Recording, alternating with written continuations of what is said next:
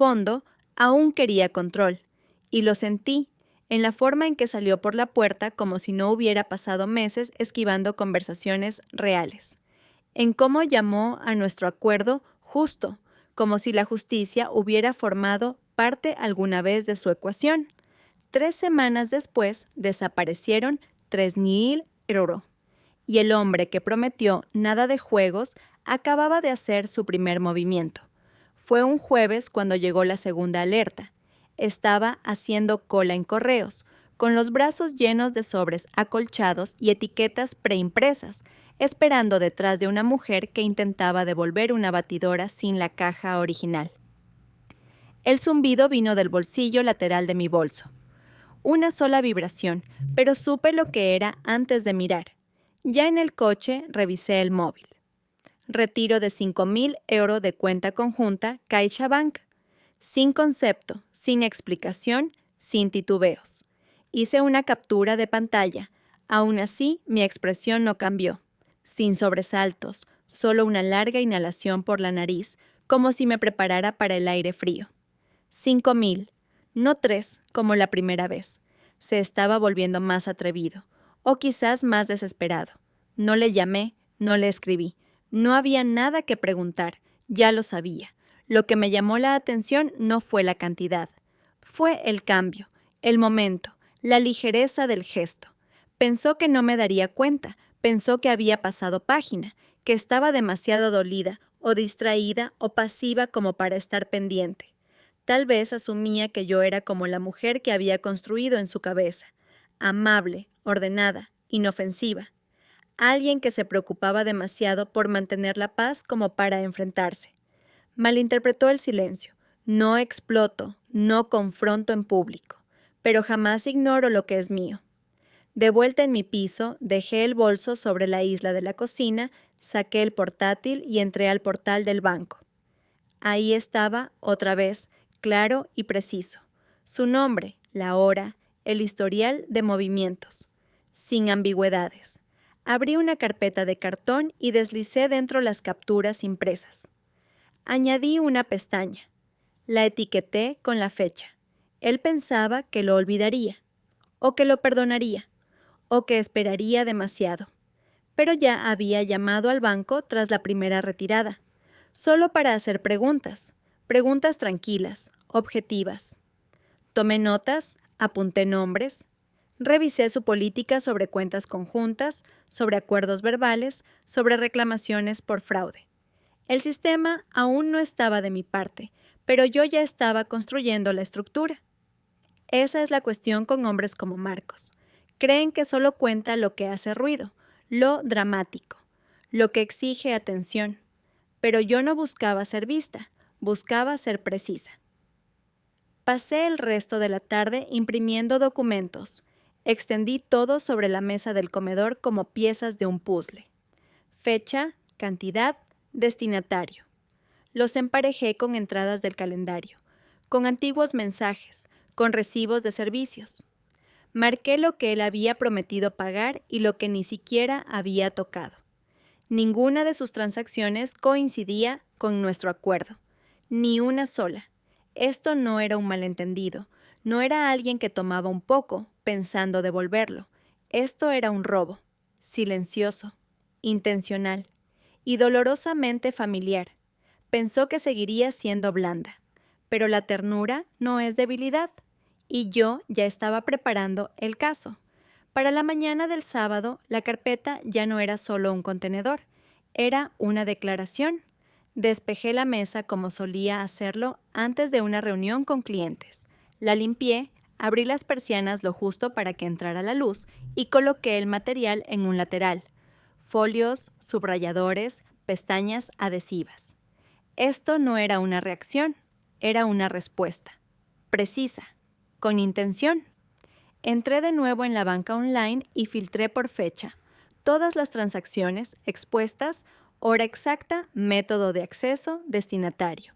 El nombre de Marcos aparecía con una frecuencia alarmante, cada línea una traición envuelta en rutina. Las exporté una a una. Imprimí copias limpias, sin garabatos, solo datos.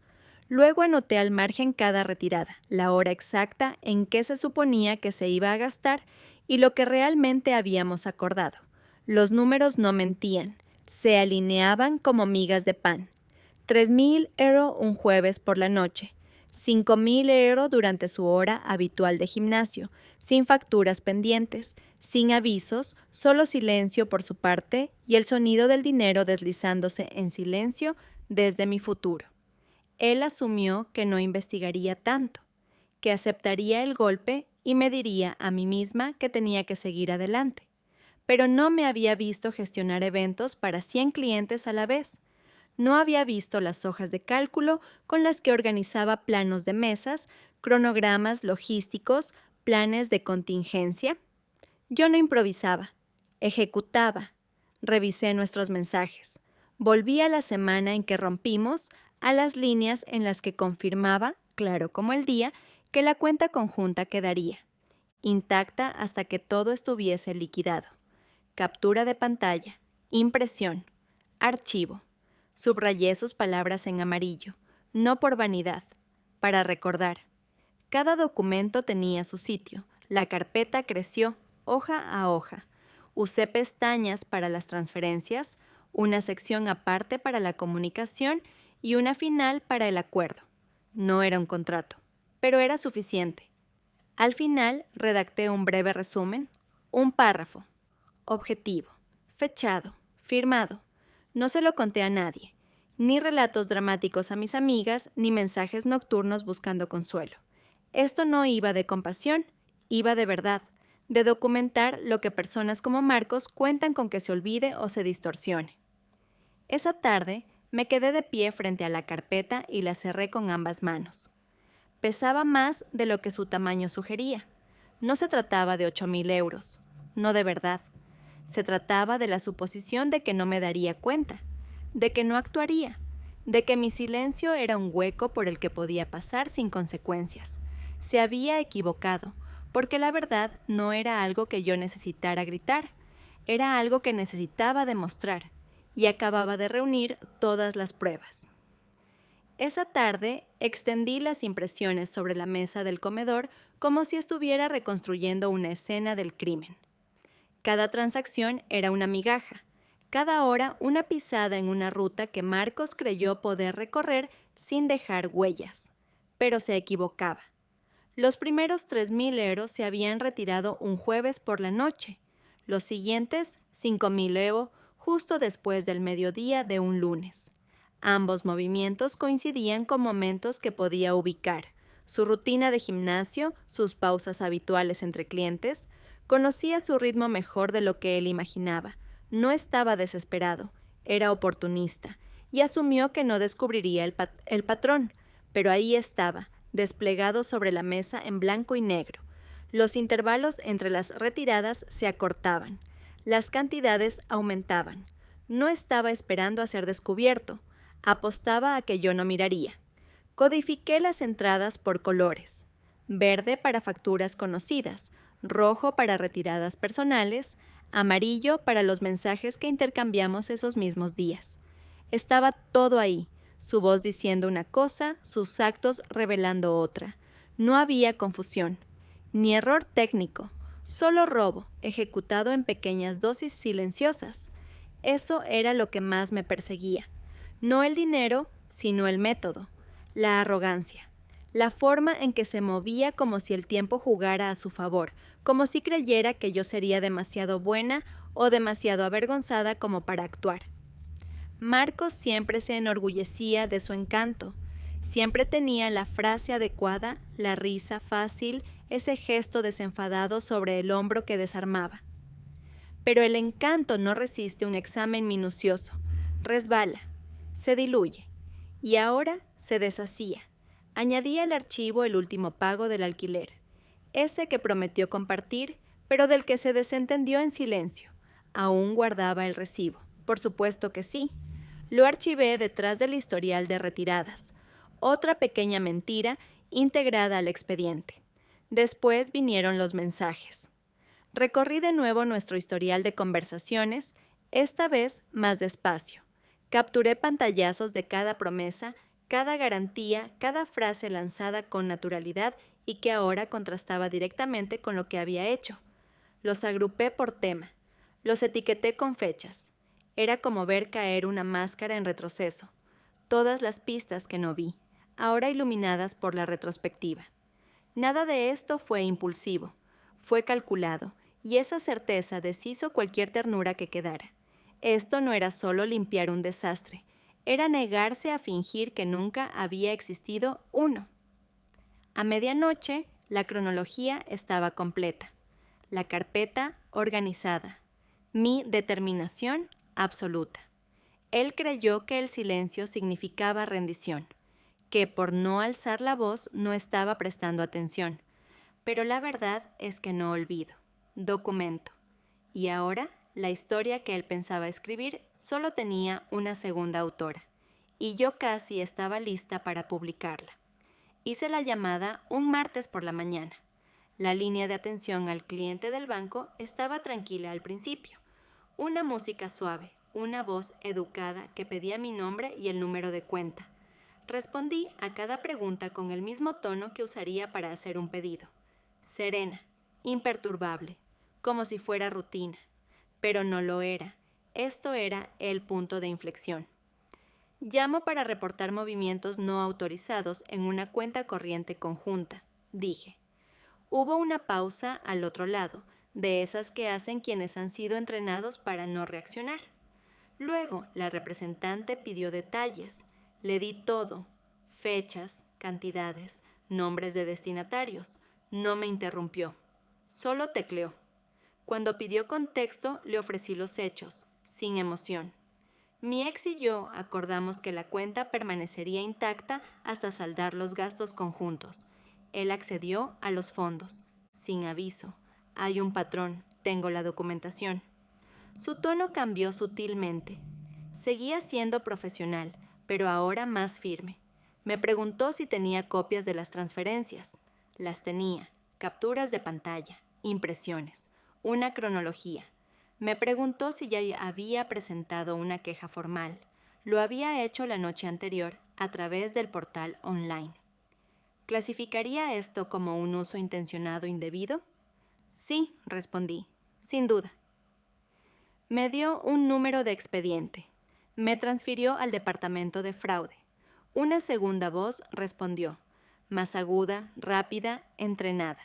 Volvimos a empezar, pero esta vez se sentía oficial, real. Revisó mi archivo y dijo que lo tomaría un equipo interno de riesgos. La cuenta sería bloqueada. Las transferencias salientes, congeladas. Marcos no podría tocar ni un euro más. Le di las gracias y colgué. La habitación volvió a quedarse en silencio. La luz del sol caía sobre la pila de papeles de la mesa justo en el ángulo preciso, proyectando sombras largas sobre el suelo. La carpeta estaba abierta a mi lado, con los bordes intactos, las hojas perfectamente alineadas. Añadí el número de expediente a la hoja de portada. Imprimí el correo de confirmación. Lo archivé detrás de la cronología. Cada paso había sido deliberado. Cada movimiento calculado. Él aún no lo sabía. No se lo había dicho. No lo había advertido. Dejé que el silencio se alargara lo suficiente como para volverse peso. Probablemente pensaba que se había salido con la suya, que las retiradas habían pasado desapercibidas, sin consecuencias, que la cuenta conjunta seguía siendo un espacio compartido, abierto a la traición casual. Pero no lo era, ya no, porque había convertido sus mentiras en un registro, su silencio en informes, su robo en estructura. Esto no iba de venganza, iba de claridad, y la primera señal de justicia no llegó con un enfrentamiento. Llegó con un número de expediente y un sistema que empezaba a girar silenciosamente en mi favor. Él aún no lo sabía, pero el juego había terminado, y yo ya estaba escribiendo el resultado final. La alerta llegó un miércoles por la mañana, justo cuando salía de la ducha. El vaho aún persistía en el espejo. Suaves rizos de condensación que se desvanecían mientras trazaba un círculo limpio con la palma de la mano. El móvil se iluminó sobre el lavabo, su pantalla brillando con precisión. Alerta de transacción fallida. Intento de transferencia de 2.000 € rechazado. Me quedé mirando las palabras, dejando que se asentaran. El vapor, el silencio, la alerta, todo flotaba en el aire como parte de una misma escena. Había vuelto a intentarlo, incluso después del bloqueo. Después de haber sacado 8.000 € en total. Después de desaparecer sin dar ni una sola explicación. Creía que la cuenta seguía siendo suya para usar, que aún estaba abierta, que seguía siendo vulnerable. Pero ya no. El bloqueo funcionó. Mi llamada sirvió. La estructura que había construido, papel a papel, día tras día, había resistido. No sonreí, no del todo, pero sentí una quietud en el pecho, una confirmación sutil, justo bajo la piel. No era alegría, no era triunfo, era prueba. Me vestí despacio, elegí mi jersey favorito, me puse unos vaqueros que me quedaban perfectos. Botines de tacón discreto, nada llamativo. No iba a ningún sitio especial, pero me parecía importante. La forma en que una se presenta al mundo importa, incluso en su propia cocina. Preparé café y me senté a la mesa. Acerqué la carpeta, imprimí la nueva alerta. Le hice los 3 agujeros, la deslicé al final. Otra entrada en la cronología. Otra decisión que Marcos había tomado creyendo que yo nunca llegaría hasta el final. Me lo imaginé en ese momento, sentado en su escritorio o revisando el móvil en una cafetería, pensando que sería fácil, introduciendo la cantidad, confirmando la transferencia y luego viéndola rebotar. Tal vez actualizó la página, tal vez lo intentó de nuevo, tal vez soltó una maldición, confundido. Tal vez ese fue el momento en que se dio cuenta de que algo había cambiado, que ya no estaba esperando, que el silencio no era ternura, era estrategia. No le escribí, no lo mencioné, dejé que la alerta hablara más alto que cualquier palabra. Más tarde ese mismo día, el banco me envió una actualización. Estaban escalando la investigación. Se había activado una revisión interna completa. Contactarían a Marcos, su versión de los hechos quedaría registrada y su nombre sería marcado en el sistema. El expediente funcionaba. La verdad, toda ella tenía ahora estructura, una columna vertebral, una narrativa, una que no dependía de gritos ni súplicas emocionales. Él pensó que había dejado la puerta sin cerrar, pero yo la había sellado, en silencio, a conciencia, y ahora él estaba al otro lado, sacudiendo un pomo que ya no gira. Al final de esa semana supe lo que tenía que hacer. No se trataba de rabia, no quería una disculpa, no necesitaba que Marcos admitiera nada. Esto no iba de conversar, iba de confirmar. Se había llevado lo que no era suyo y asumió que yo me quedaría callada. Pensó que, como mucho, me enfadaría en silencio. Quizá le mandaría un mensaje pasivo-agresivo, quizá bloquearía su número y seguiría adelante. Pero yo no buscaba venganza, buscaba rendición de cuentas, con calma, con orden, por escrito. Así que envié el mensaje. Hola, quiero hablar contigo de algo. En terreno neutral, tardó menos de 1 hora en responder. Claro, podemos ponernos al día, justo quería hablar contigo también. Luego un pulgar arriba, luego la sugerencia de una cafetería. Por supuesto que eligió el sitio al que solíamos ir. Mesa de la esquina, luz suave, ladrillo visto. Lo bastante familiar como para parecer seguro, incluso nostálgico. Probablemente pensó que le echaba de menos, que quería aclarar las cosas, que estaba luchando con el silencio, que lo pensara. La mañana del encuentro me preparé como solía hacerlo para una presentación con clientes. Nada demasiado llamativo, nada demasiado suave. Poder silencioso, intencionado. Gabardina neutra. Líneas limpias, aros dorados. Justo la estructura necesaria para mostrar que había planeado esto, pero sin parecer una confrontación. Revisé la carpeta 2 veces antes de guardarla en el bolso. Estaba todo, los movimientos bancarios, la cronología impresa, capturas de nuestro acuerdo, mensajes con fechas. Incluso había redactado una hoja de portada. Nada dramático, nada emocional, solo hechos en orden lineal. No era una amenaza, era documentación. Cuando llegué, la cafetería estaba medio llena. La mesa junto a la ventana estaba libre. La tomé. Pedí agua. Sin café. Sin dulce. La carpeta permaneció cerrada dentro del bolso. Él llegó 10 minutos después, las gafas de sol sobre la cabeza, esa misma sonrisa fácil que siempre llevaba cuando no sabía lo que venía. «Hola», dijo, inclinándose para darme un abrazo como si fuéramos viejos amigos. «¿Estás muy guapa?», asentí. «Tú también». Se sentó, se acomodó. Empezó a hablar del trabajo, de un proyecto de consultoría algo difuso, de que quizá viajaría pronto. No preguntó por qué había pedido vernos. Eso me lo dijo todo.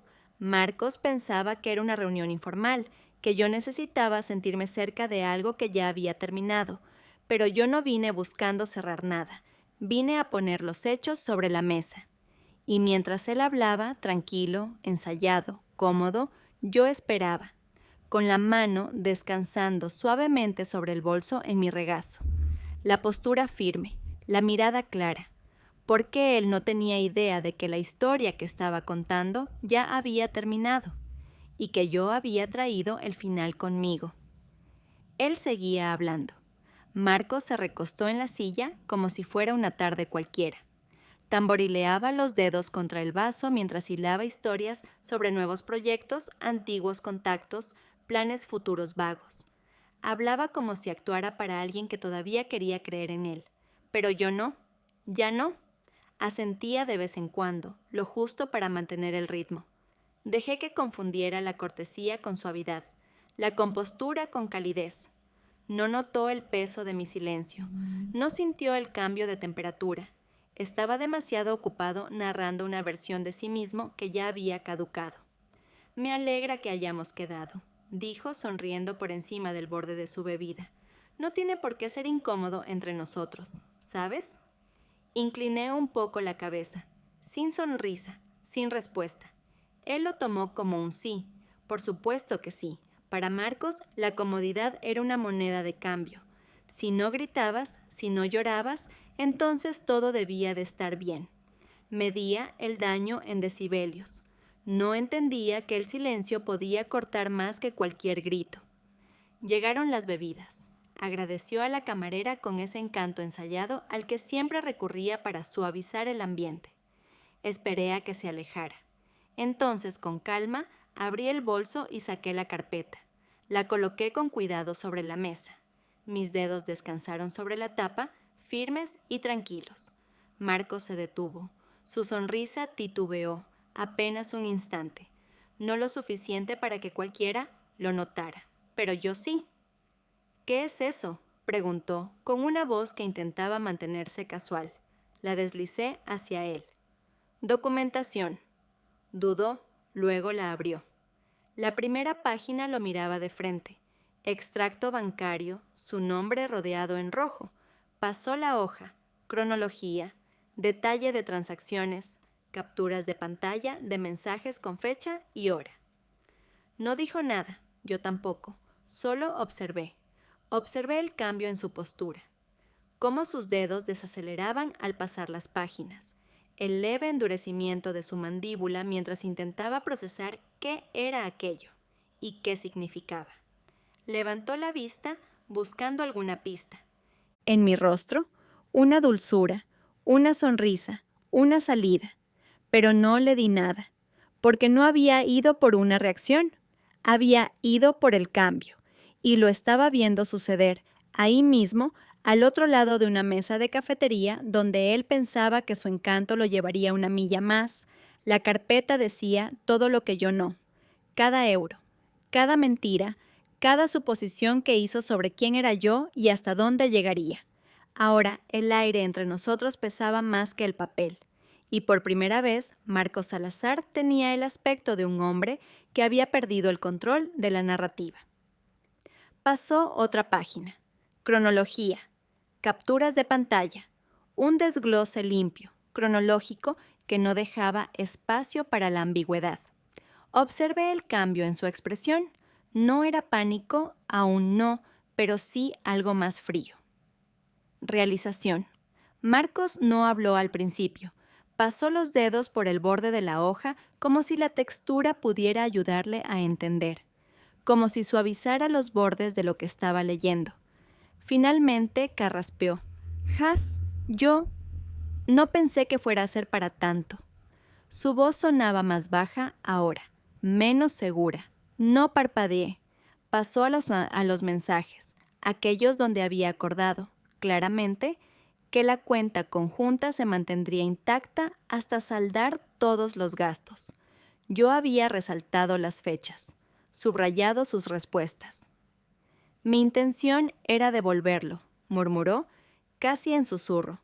«Solo lo necesitaba, temporalmente. Las cosas han estado apretadas». Permanecí inmóvil. Volvió a mirarme buscando una grieta. No la había. «La cuenta está congelada», dije. Mi voz era serena, precisa, marcada por el banco, bajo investigación. Eso sí caló, se le tensó la mandíbula apenas, pero lo noté. Se inclinó hacia adelante con los codos sobre la mesa, la voz más baja aún. «¿Me denunciaste?» No respondí. La carpeta lo decía todo. Se pasó la mano por la cara, los dedos reposando en la sien. «Joder, no pensé que llegarías tan lejos». Levanté mi vaso, bebí un sorbo de agua, lento. Lo dejé sobre la mesa con cuidado. «No pensaste que me daría cuenta», dije. «No es lo mismo».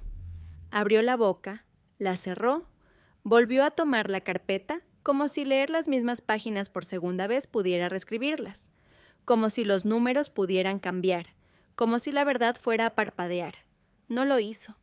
Murmuró algo sobre presión, facturas, el momento, palabras como cojines, lanzadas al aire para amortiguar la caída, pero ninguna hizo impacto. Lo que importaba no era lo que decía ahora, era lo que ya había hecho, lo que asumió que podría hacer sin consecuencias, lo que creyó que significaba mi silencio.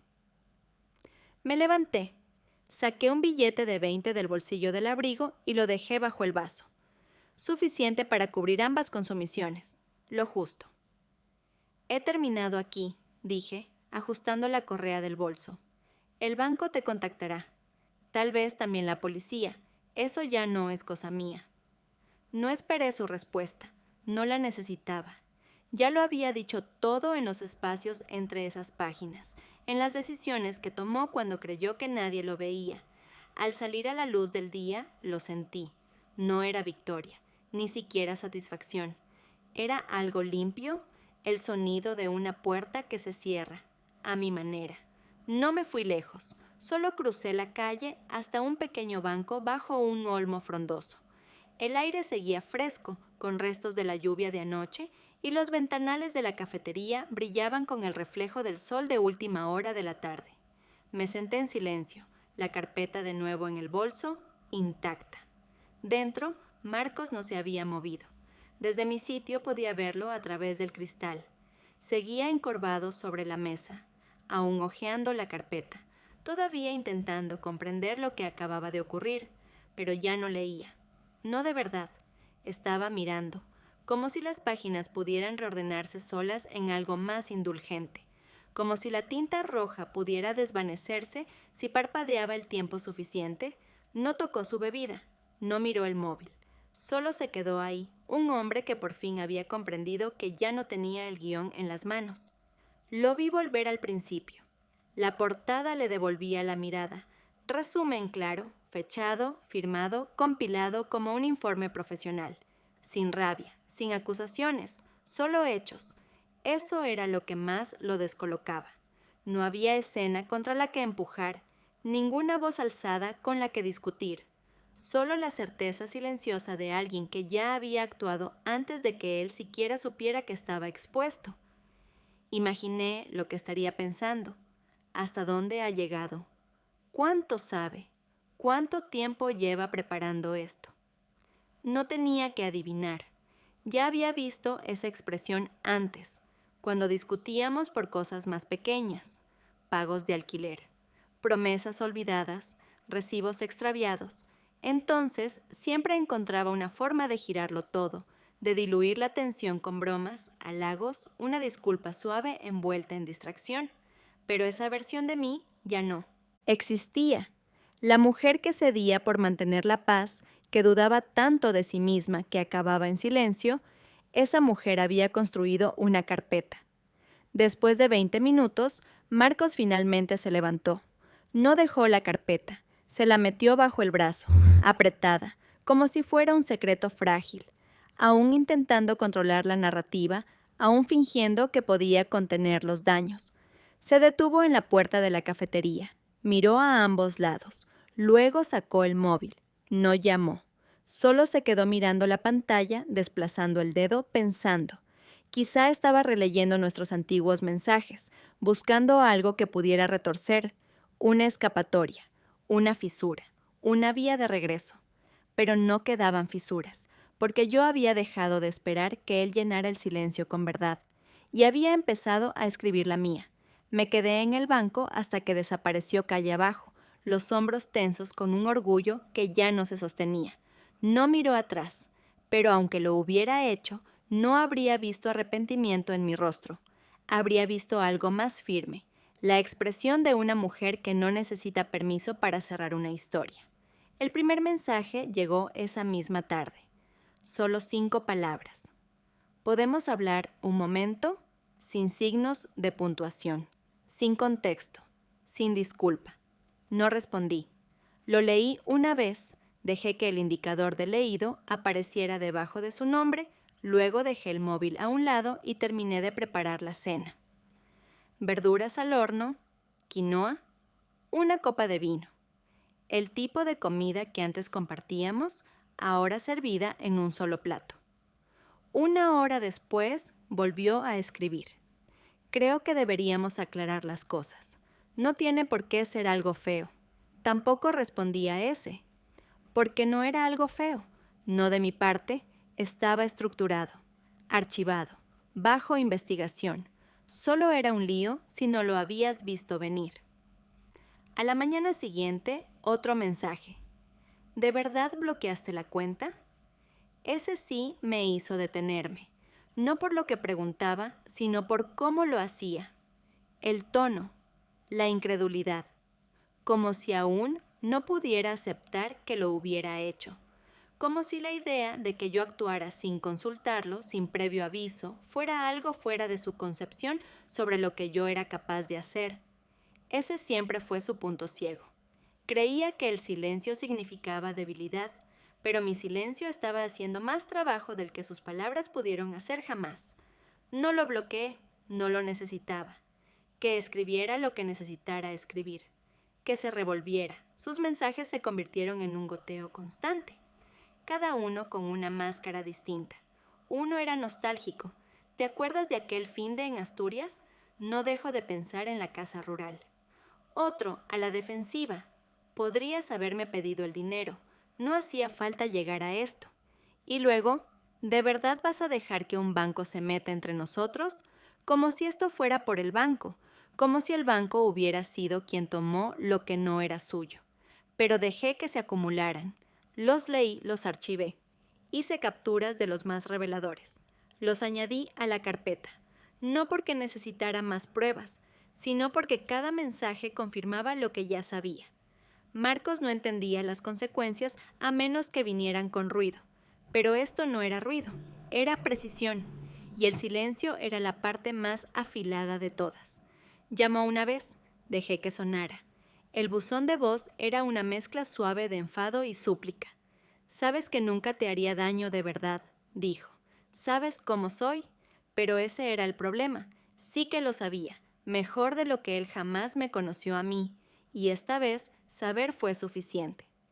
Salí a caminar después de cenar. El aire de la tarde era fresco, la brisa ligera. Pasé junto a una pareja paseando al perro, 2 niños en bici, una mujer leyendo en su balcón.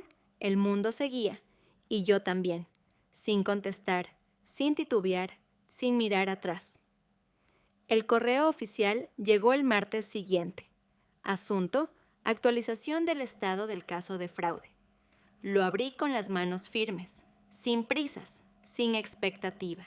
Solo la confirmación de lo que ya sabía que venía. Habían asignado una investigadora a mi caso. Se llamaba Marisa Lang. El correo incluía un número directo, un portal seguro para subir documentos y una lista de preguntas de seguimiento. Era clínico, eficiente, directo, exactamente lo que quería. Respondí en menos de una hora. Subí todo: registros de movimientos, historial de mensajes, capturas de nuestro acuerdo.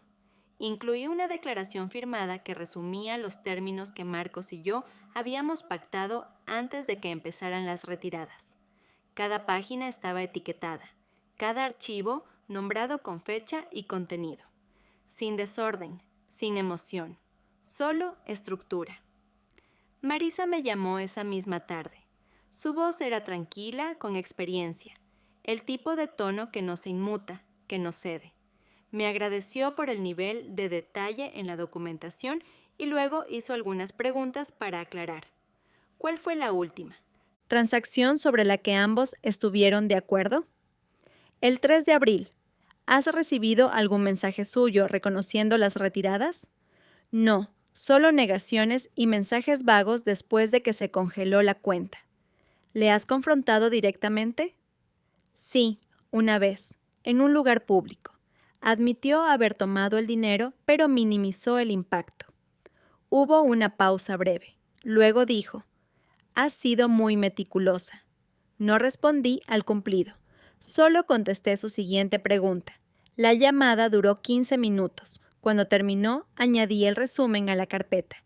Imprimí un registro de la conversación. Lo guardé en el archivo. Otra capa. Otro registro. Pensé fugazmente en lo que podría decir Marcos cuando lo llamaran. Si fingiría confusión o aparentaría inocencia. Si retorcería nuestro acuerdo hasta convertirlo en algo impreciso e imposible de demostrar.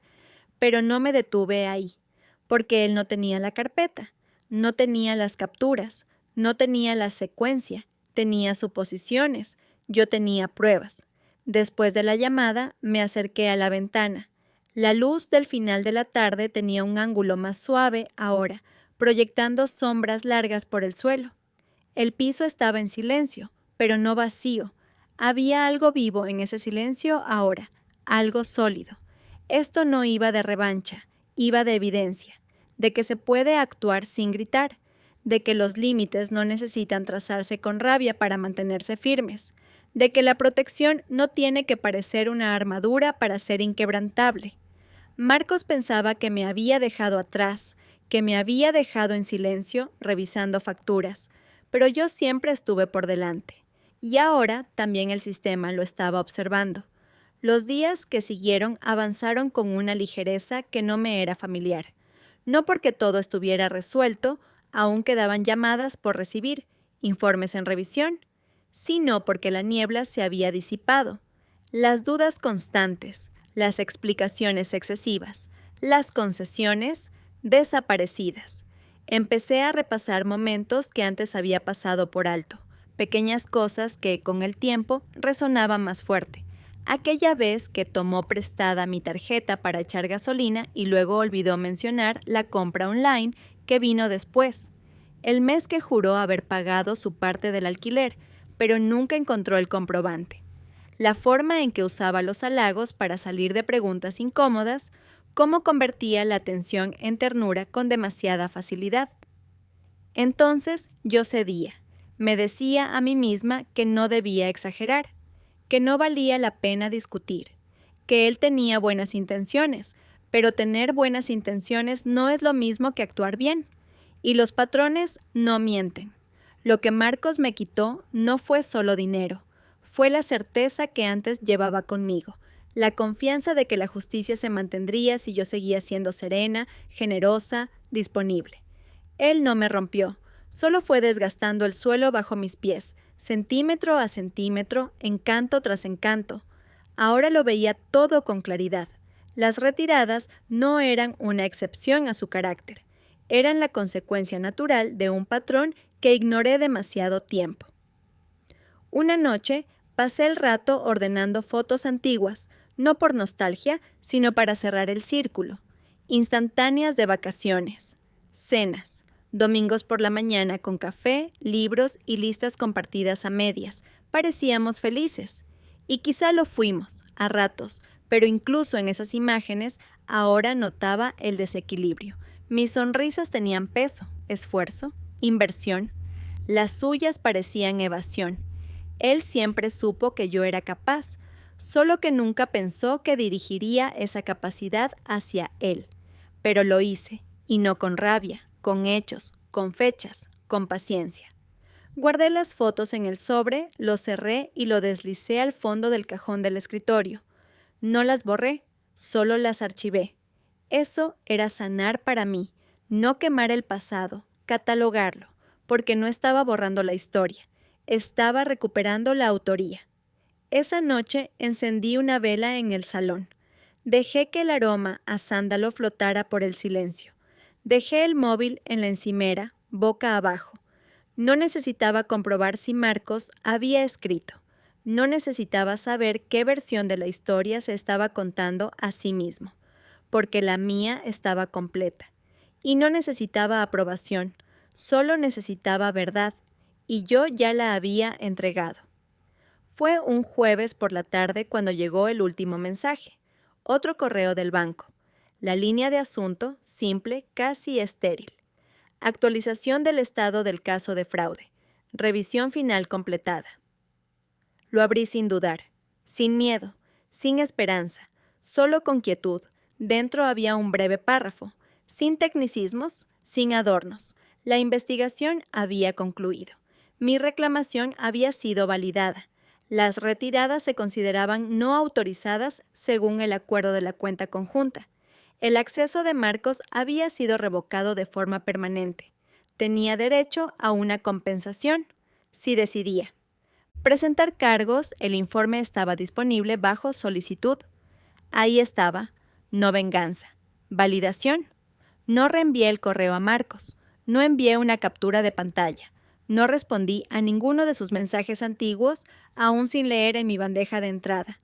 Él no merecía que rompiera el peso de mi silencio con una última línea. El sistema había hablado, y eso era suficiente. Imprimí el correo y lo coloqué en el último plástico de la carpeta. Encajó en su sitio como la última pieza del puzzle, firme e innegable. La carpeta estaba completa ahora. Un registro entero de lo que ocurre cuando alguien confunde la compostura con la debilidad. Más tarde, esa noche, me quedé de pie junto a la ventana, taza de té en mano, viendo cómo se encendían las farolas. El asfalto seguía húmedo por la lluvia de la tarde. La ciudad se movía bajo mí como siempre, indiferente, impasible. El mundo no cambia cuando obtienes justicia, solo te da espacio para volver a respirar. Respiré, no con alivio, sino con claridad. La cuenta estaba congelada, la verdad archivada, las mentiras registradas con fecha y hora, impresas en blanco y negro. Lo que Marcos hizo nunca se desharía, pero no tenía por qué, porque ya no estaba buscando reparación, estaba de pie sobre ella, no porque alguien me la entregara, sino porque la construí, en silencio, con método, completamente. La última vez que Marcos me vio, aún intentaba reescribir la historia. Aún se aferraba a la idea de que el encanto podía alterar los hechos. Pero esta ya no era una historia que él pudiera narrar. Era mía, tecleada, firmada, cerrada y guardada con cuidado. Una semana después del último correo, fui al banco por última vez. No por una reunión, no por papeleo, solo para cerrar la cuenta. La sucursal estaba tranquila. Media mañana, el suave zumbido de las impresoras y conversaciones apagadas flotando en el aire. Esperé detrás de una pareja mayor que charlaba amablemente con la empleada, sonrisas cálidas y ligeras. Cuando llegó mi turno, di un paso al frente y deslicé mi DNI sobre el mostrador. Quiero cerrar mi cuenta corriente conjunta. Se congeló hace poco. Ahora quiero que desaparezca. La mujer al otro lado asintió. No preguntó por qué. No le hacía falta. Tecleó con la confianza de quien ha visto a más de una persona romper un vínculo financiero que implicaba mucho más que números. Tardó menos de 5 minutos. Unos clics, una pantalla de confirmación. Luego deslizó un recibo final hacia mí. «¿Está todo listo?», dijo, con una sonrisa educada y quizá cómplice. Le di las gracias. Doblé el papel en 3 partes. Lo guardé en la cartera y salí del edificio sin que quedara nada a mi nombre vinculado a Marcos Salazar. La luz del sol se sentía diferente esa mañana, no más cálida, no más brillante, solo más nítida. Durante mucho tiempo, esa cuenta había sido un símbolo, un lazo, un asunto sin cerrar disfrazado de responsabilidad compartida, incluso después de la ruptura, incluso después del robo, incluso después del enfrentamiento. Había seguido ahí, pero ahora se había ido, no suspendida, no congelada, cerrada. Conduje de regreso a casa con las ventanillas bajadas, sin música, solo el sonido del viento abriéndose paso en el silencio. Ya en casa, saqué el recibo de la cartera y lo coloqué al final de la carpeta, la última página. Después, guardé la carpeta en un sobre grande de cartón Kraft, lo etiqueté con discreción y lo archivé en mi cajonera bajo archivo personal. Ya no necesitaba estar sobre mi escritorio. Ya había cumplido su propósito. El espacio que antes ocupaba ahora tenía otra cosa, una libreta en blanco, páginas limpias, esperando nuevos pensamientos, nuevos planes, intactas por la defensa o la documentación. Más tarde preparé té y salí al balcón. La ciudad seguía su ritmo habitual a mi alrededor. Camiones de reparto, niños regresando del colegio, conversaciones que subían y bajaban a lo lejos. Marcos no estaba en nada de eso, ni en el ruido, ni en el aire, ni en el eco. La cuenta estaba cerrada. El silencio había hablado. Y el final no necesitaba ser ruidoso para ser definitivo.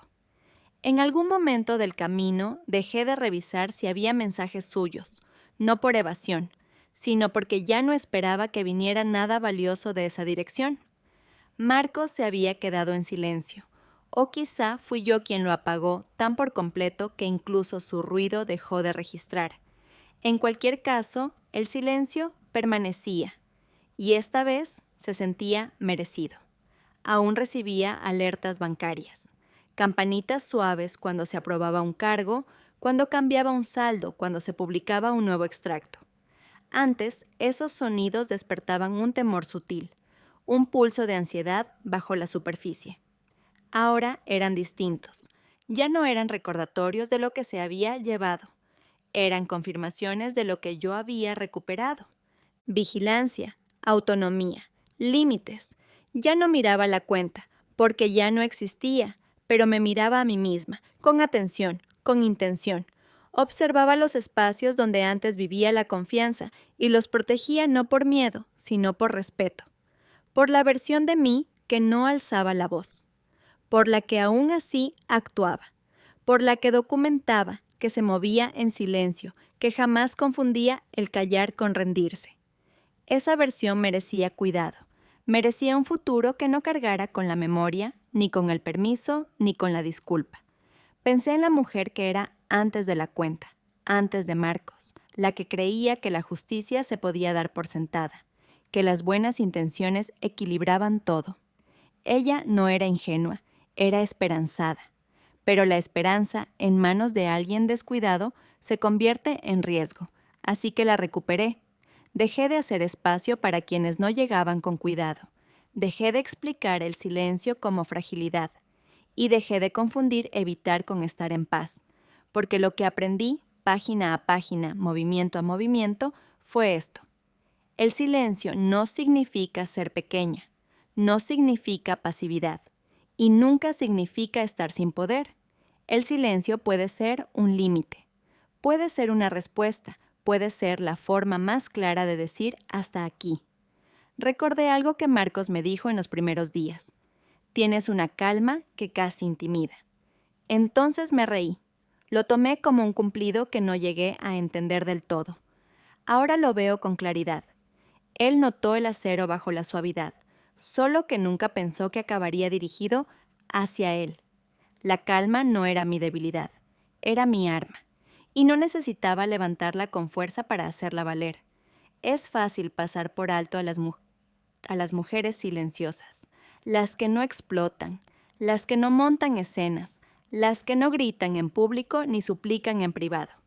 Pero ahí es donde vive la verdadera fuerza. En la contención, en la estrategia, en saber cuándo esperar y cuándo moverse sin pedir permiso. Nunca necesité venganza. No necesitaba que Marcos se derrumbara, ni que confesara, ni que sintiera vergüenza de una forma que me hiciera sentir más grande. Solo necesitaba verdad, y la conseguí, no en sus palabras, sino en los documentos, en la cronología, en la forma en que el sistema respondió a los hechos presentados sin adornos. Las alertas siguen sonando de vez en cuando, pero no por sospecha, por estructura. Son mi forma de mantenerme alineada, con los pies en la tierra, con intención. Me recuerdan que protegerse no es una reacción, es una decisión. Que el silencio, cuando se usa con claridad, puede cortar más que cualquier confrontación. A veces pienso en la versión más joven de mí misma, la que creía que amar significaba tolerar lo impredecible, ceder cuando hiciera falta, mantenerse suave para conservar la paz. Ella no era débil, era generosa, pero la generosidad sin límites se convierte en una deuda imposible de saldar. Así que tracé nuevos límites, y al hacerlo aprendí algo raro. La paz no se recibe, se construye, línea a línea, página a página, paso a paso, en silencio. En algún lugar, Marcos sigue contando su historia. Tal vez haya suavizado los hechos, tal vez diga que fue un malentendido, que se exageró, que yo reaccioné de más, que lo diga. Porque no necesito reescribirlo a él. Ya me he escrito a mí, la mujer que se dio cuenta, la mujer que esperó, la mujer que construyó una carpeta en vez de alzar la voz. No es el tipo de final que la gente celebra en voz alta. No hay confrontación dramática ni justicia de portada. Solo una cuenta cerrada, un expediente impreso y una salida firme de una cafetería. Pero no necesito ruido para que se me escuche, no necesito fuego para ser feroz. Lo que necesitaba era marcharme sabiendo que, cuando realmente importaba, no me encogí. Me elegí a mí, sin alardes, sin espectáculo, solo con una calma que demostró, de una vez por todas, que nunca necesité gritar para que fuera definitivo.